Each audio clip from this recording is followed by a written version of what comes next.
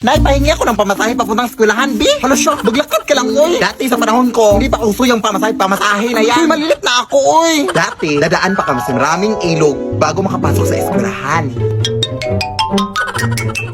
Lampas tao po ba dito? Ay, hindi mababaw lang yan. Ah, okay.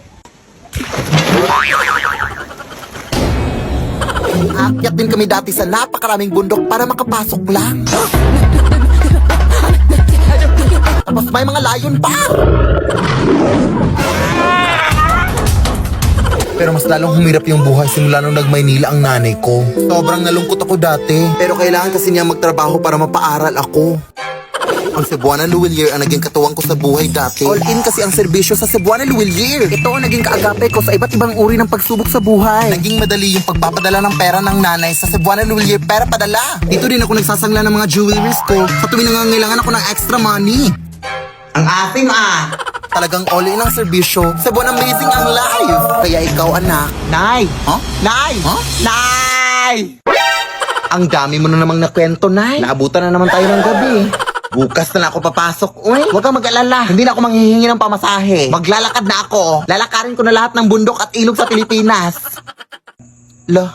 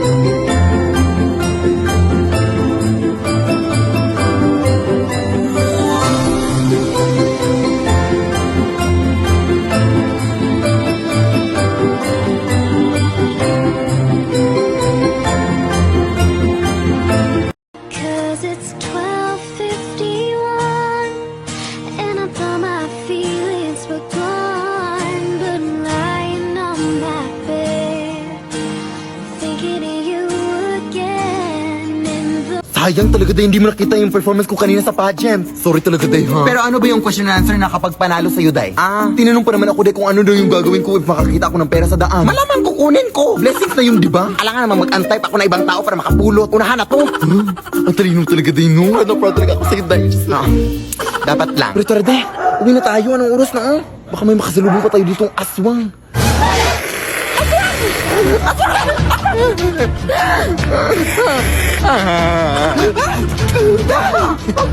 Wait lang, day. Tatawag lang ako ng tanod, day. Hello po. Tulungan po kami dito, sir. Hoy, tulungan mo nga ako dito. Ang lakas ng babaeng to.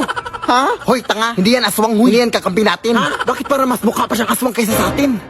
Tara na, yung isa lang. Wag na tong isa. Nakakatakot. Ha? Day! Wag, day! Wag! Oy! Ba't ngayon ka lang umabot, sir? Kinara yung kaibigan ko. Sinasabi ko na nga ba? Ikaw yung aswang sa lugar na to, no? Ha? Anong aswang? Punta ka sa barangay ngayon. Halika dito. Wag, sir! Tama kayong nala ko.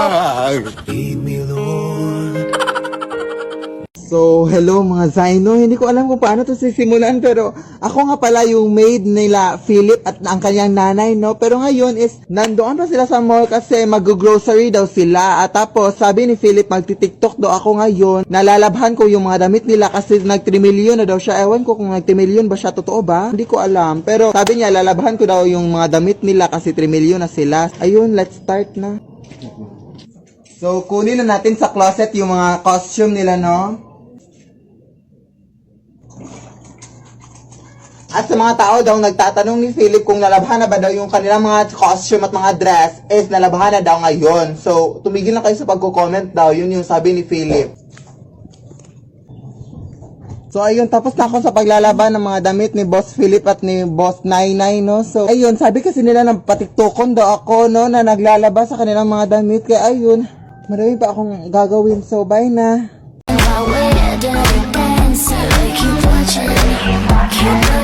Feels like a brother saying, give me, give me,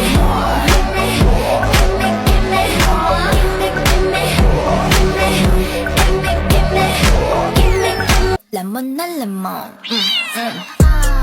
Eat it up, eat it up, eat it up like it's a wet kitty cat. Serve it up, serve it up, serve it up, then they can eat it up like. Shawty got a big old booty, yeah.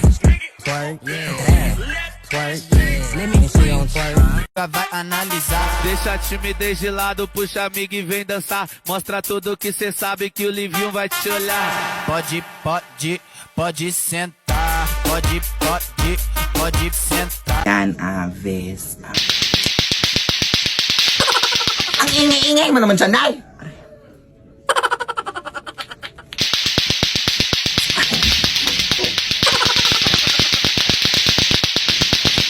Ano ba naman to? Bakit ang ingay sa labas?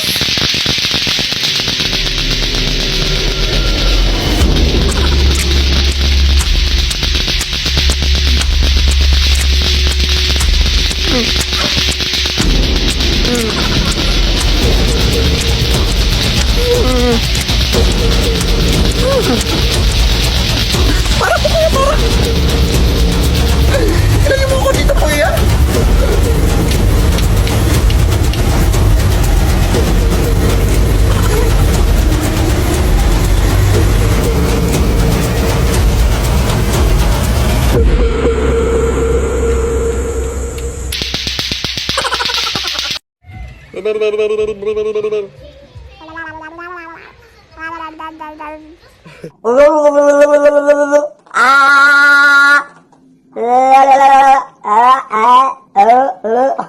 Nang next, upang aking utak ay masaya. Ano ba nadarama?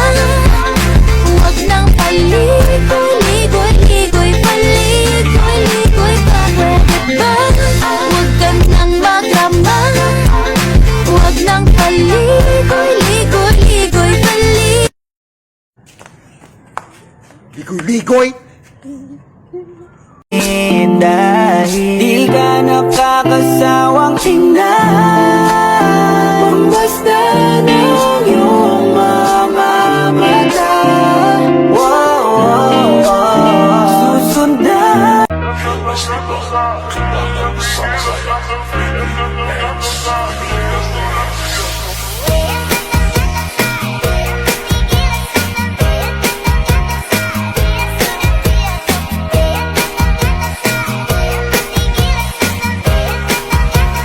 Anak? Kumain ka na, anak. Nakahanda na yung mga pagkain sa labas. Ah, sige na. Ano po yung ulam, Nay? Ha? Ano ka ba? Anak, masama yung magtanong ng ulam, anak. Magpasalamat ka nga, anak, kasi nabigyan ka ng pagkain. Anak, ano ka ba? Kainin mo yung pagkain, anak, kahit anong ulam yung nandun. Anak, ano ka ba? Masama yung magtanong ng ulam, anak, ha? Hindi yun tama. Ah, sige, Nay. Good morning, ma'am. Ilang rice po ang i-order nyo, ma'am? 3 rice lang, ma'am. Ah, sige. Ano po yung ulam nyo? Ha? Ano ka ba, te? Alam mo bang masama yung magtanong kung anong ulam, te? Magpasalamat nga tayo kasi biniyayaan tayo ng Diyos ng pagkain. Ano ka ba, ate? Mapamili ka pa ng ulam, te, ha? Kahit anong nandyan, ate, kakainin namin. Hindi na kami dapat mapamili pa. Lead me, Lord. That's right, 'cause the boy with the cold hard cash is always Mr. Right. 'Cause we are living in a material world, and I am a material girl, you know. Paano na ba to? Dito na lang ba tayo? Maghihintay kung naabot pa sa dulo. Ayo, something traumatic happened that changed my life. Check. Okay na lagi, ha?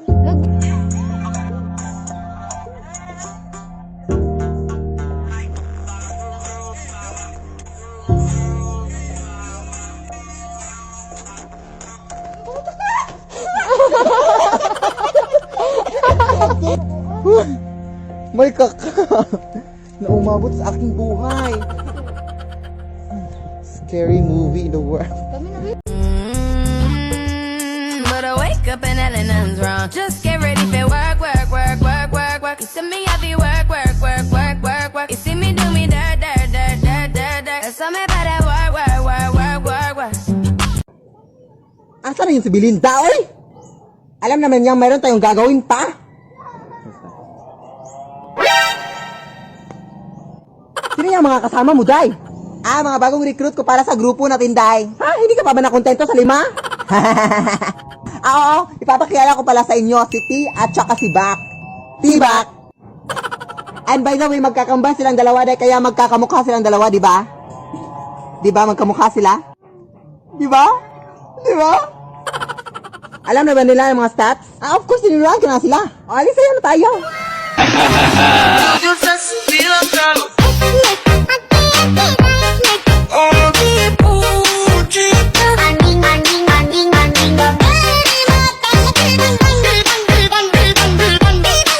Hi, Lola!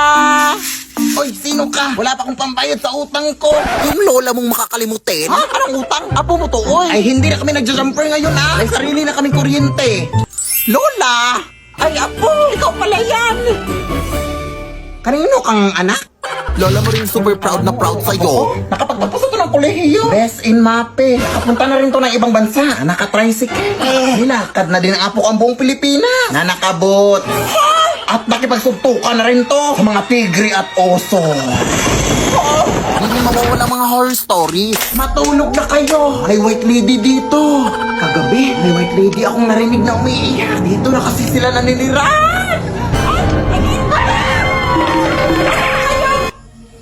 Oh, siya, maraming salamat ha. Ang hirap kasing patulogin ng mga batang yun. Salamat. Oh, mag-ingat ka sa pag-uwi mo, apo. Amimiss kita. Thank you, Lola. O ayan, meron na namang nag-text, oh. Sabi, nanalo daw ako ng pera sa Gcash. I-click ko lang daw tong link. Ay, hala, huwag mo i-click yan lang. SMS spoofing scam yan. Ano yun, apo? Ang SMS spoofing scam lang ay nangyayari kapag direktang kumukonekta ang mga scammers sa mga cell tower gamit ang mga tinatawag nating IMSI catcher. Magpadala ng SMS ang mga ito na nagpapanggap na galing sa mga legit na institution like banks and e-wallets kagaya ng Gcash. Ang mga messages na ito ay may kasamang link na kadalasan nagsasabing may problema sa account mo, may mga fake rewards, at iba pa. Tapos may kasamang link. Kaya mag-ingat kayo sa mga SMS spoofing scams ha. Huwag pipindutin ang mga link na yan. Tandaan, hindi nagsisend ng link ang official Gcash. Ay, ganun ba, apo? Maraming salamat sa pagbabala. Siyempre, Lola, magdoble ingat tayo ngayon sa mga scams na yan. Sige na, Lola, mauna na ako ha. Sige, apo, mag-ingat ka. Ayan na, nakaka-cellphone mo yan. Anak, parang napadami na yung mga aswang at mga multo dito sa ating bahay, no? Oo nga, Nay, eh. Wala ba tayong gagawin dyan, Nay? Yan nga din yung iniisip ko, eh, pero napakahirap talaga, anak. Ayan, may multo na sa ating aparatura, anak. Ay! Lumabas ka, anak! Lumabas!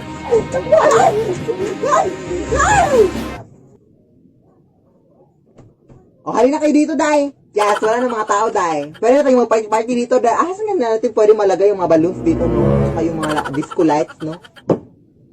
Yes, wala na ang tao. Pumunta ka na dito. Pero ano pang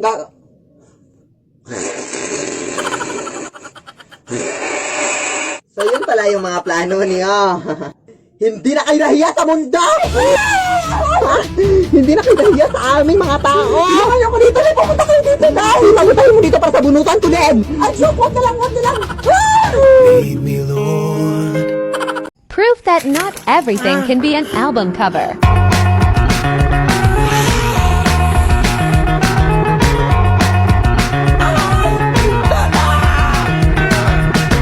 Before I die, I'd like to do something nice.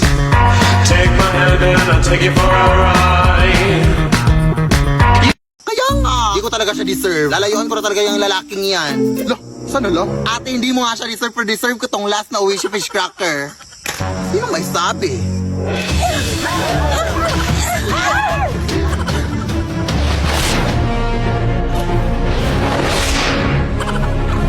Kailangan na pa sa akin to. Ang sarap pa naman itong isusuka.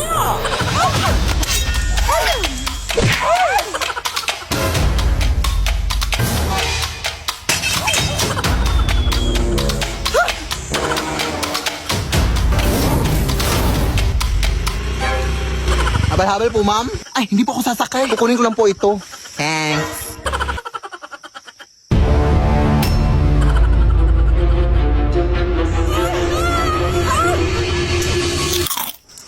Lola naman!